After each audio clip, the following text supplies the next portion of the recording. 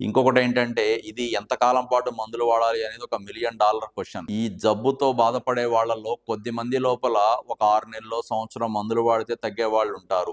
అలాగే ఇంకొంతమందిలో 3 నెలలు, 6 నెలలు మందులు వాడితే తగ్గేవాళ్ళుంటారు. కొంతమంది చానా కాలం పాటు అనగా 2, 3 ఏళ్ళు, 4, 5 ఏళ్ళు మందులు వాడినా తగ్గని వాళ్ళు, మందులు వాడితే మాత్రమే ఫలితం కనపడే వాళ్ళు ఉంటారు. ఎవరికి ఏ రకం ఎలా వస్తుంది ఏంటి అనేది ఇంకా లోపలికి వెళ్లి పరీక్షలు చేస్తే గాని మనకు తెలీదు. ఇంకొక చిన్న ఇష్యూ ఏంటంటే, ఈ పెరిఫెరల్ న్యూరోపతితో బాధపడే వాళ్ళు ఒక్కొక్కసారి వాళ్ళ యొక్క పాదానికి ఉన్న స్పర్శని తెలియకుండా కొన్ని చిన్న అల్సర్స్ లాగా పడి పెద్ద పెద్ద పుళ్ళులాగా తయారవుతా ఉంటాయి. అంటే ఒక రకమైన కాలుకి గాయం లాగా తయారవుతా ఉంటది. దాన్ని గనక వాళ్ళు స్పర్శ లేక తెలుసుకోలేకపోయిన పక్షంలో కొద్దిగా కాలుని తినేస్తా కొంతమంది పాదాన్ని కోల్పోయిన వాళ్ళను కూడా మనం చూస్తూనే ఉంటాం. సో అలాంటి పరిస్థితి రాకూడదన్నా సరే పెరిఫెరల్ న్యూరోపతికి సంబంధించి early intervention, early approach to the doctor అనేది చాలా అవసరం.